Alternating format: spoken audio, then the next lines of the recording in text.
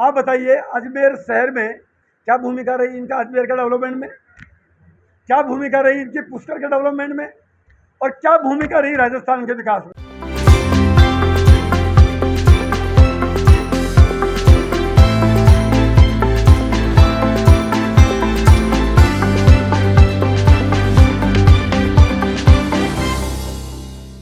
ये कांग्रेस पार्टी लोकतंत्र की माँ है, लोकतंत्र की जननी है, डेमोक्रेसी लेके आई है।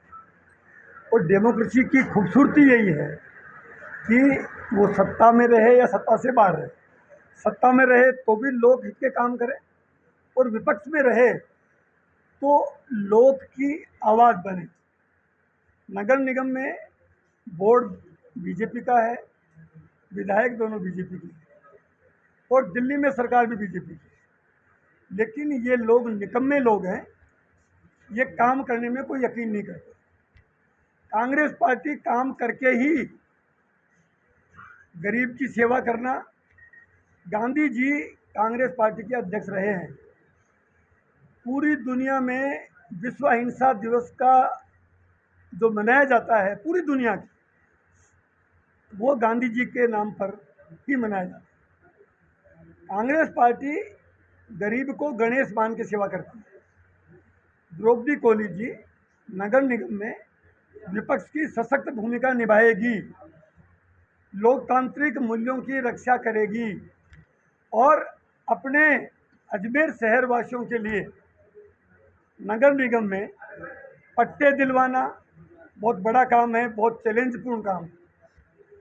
हमें जानकारी है कि अजमेर में पट्टे में जो पट्टे मिले हैं वो पट्टे उतने ज़्यादा नहीं मिले हैं जितने और शहरों में मिले। तो अब द्रौपदी कोली जी को बागडोर पार्टी ने नगर निगम में विपक्ष के तौर पे, नेता प्रतिपक्ष के तौर पे दी है।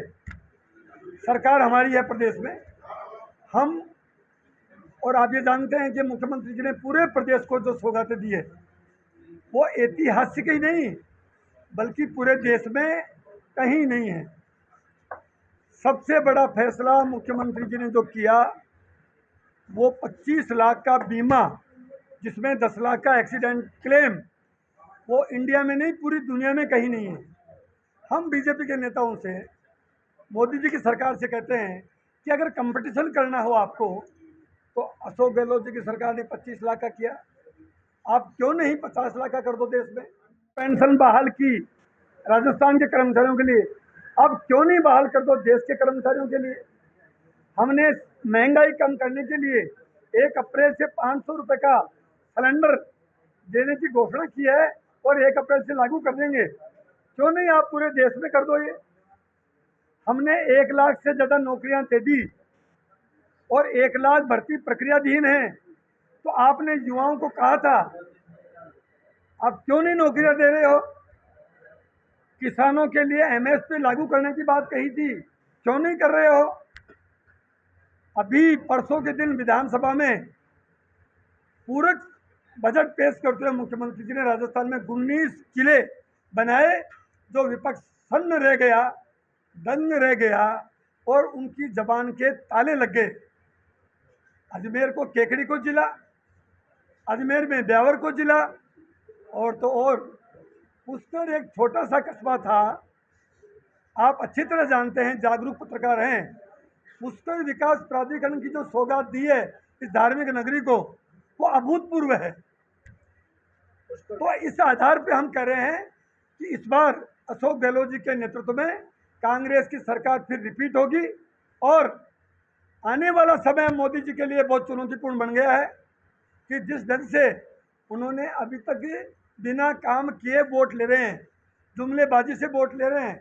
इसीलिए यहाँ के विधायक हो और चाहे यहाँ के सांसद हो, यहाँ के विधायक का मतलब अजमेर शहर के उत्तर और दक्षिण के दोनों विधायकों से मैं कह रहा हूँ, यहाँ के सांसद महोदय को भी कह रहा हूँ कि अब वक्त आ गया है, कम से कम इतना तो कर दो। ERCP जिसमें अजमेर भी शामिल है, 13 जिले पूर्वी राजस्थान के आते हैं, पीने का पानी भी, सिंचाई का पानी भी, कम से कम इसकी मांग तो उठाओ जो आपके हाथ में है। और प्रधानमंत्री जी ने अजमेर में आके घोषणा करी थी कि ERCP का पानी हम लाएंगे, तो इस पूर्वी नहर परियोजना को हमारी उनसे डिमांड है, जो उनके हाथ में है करना, ये काम करो ताकि आपको जनता याद करे। ये कब तक आप बिना काम करे वोट दे रहे हैं? आप बताइए, अजमेर शहर में क्या भूमिका रही इनका, अजमेर का डेवलपमेंट में क्या भूमिका रही इनकी, पुष्कर के डेवलपमेंट में, और क्या भूमिका रही राजस्थान के विकास में? आज मुझे नेता प्रतिपक्ष बनाया गया, उस उपलक्ष्य में मैंने एक प्रेस कॉन्फ्रेंस इसलिए रखी है कि जिससे कि सभी लोगों का, हम लोग क्या काम करेंगे, कैसे काम करेंगे, वो हम आपके द्वारा जनता तक पहुंचाना चाहते हैं, जिससे हम लोगों की बात जनता तक पहुंच सके और किस प्रकार से नगर निगम में काम करें, वो काम हम। सबसे पहले हम जो कच्ची बस्ती के जो 48 कच्ची बस्तियाँ हैं, जिसमें हमारे अभी एडीए और नगर निगम के दोनों पेज फंसे हुए हैं। नगर निगम कहती है एडीए के अंदर में और एडीए कहती है नगर निगम के, तो इस चक्कर उसमें उनको पट्टे नहीं दिए गए। उस पट्टे को दिलाने के लिए सबसे पहले मुद्दा हम वो उठाएंगे। उसके बाद हम नगर निगम में जो अनियमितताएँ होती है उनकी जाँच भी करवाएंगे। अगर इस तरह की अनियमितता होती है तो उसकी जाँच करवाएंगे। हमारे नगर निगम में जितने हमारे कांग्रेस के पार्षद हैं, हम सब मिलकर एक बात को एक पटल पर रखेंगे। अगर इस तरह का कोई हमारा मुद्दा माना नहीं तो हम उसके लिए आगे कार्रवाई भी करेंगे।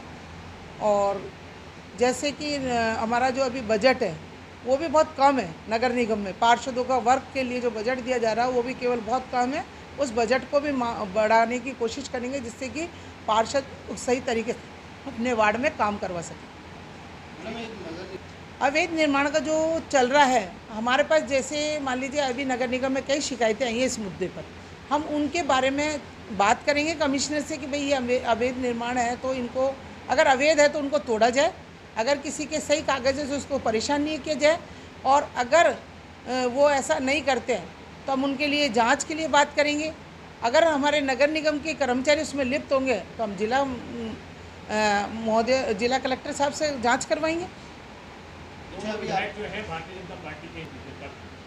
अभी देखिए, अभी सरकार कांग्रेस की है और कांग्रेस की सरकार होने के नाते, और हमारे सीएम जो हमारे मुख्यमंत्री जी हैं वो बहुत संवेदनशील, जनता की आवाज़, कोई भी आवाज़ हो, जनता का कोई भी काम हो, कैसा भी काम हो, जो जनता के प्रति हो और जनता के लिए हो, वो तुरंत करने की कोशिश कर रहे हैं। और हम अगर ये लोग नहीं मानेंगे तो हम सीएम से करवा के लेके आएंगे, आगे हमारे मंत्री जी से करवाएंगे, लेकिन हम जनता की आवाज़ को उठाकर और उसको काम को फर्स्ट प्रायोरिटी पे जनता के काम को रखेंगे हम लोग। मैडम, अभी आपने कहा कि कांग्रेस को लेकर क्या करना? मेरे पास अभी तक ऐसा कोई मैसेज नहीं है कि उन्होंने बहिष्कार किया या वो नहीं आ रहे हैं, ऐसा कोई नहीं है। हमारे साथ बैठे हैं कांग्रेस के पार्षद ही बैठे हैं, सारे जो बैठे हैं, और हो सकता है थोड़ी लेट हो, उनको लगता हो कि भाई हम डिनर लेट करेंगे तो लेट आवें। हमारे परिवार के लोग हैं, हम मिलकर उस समय भी बात कर सकते हैं।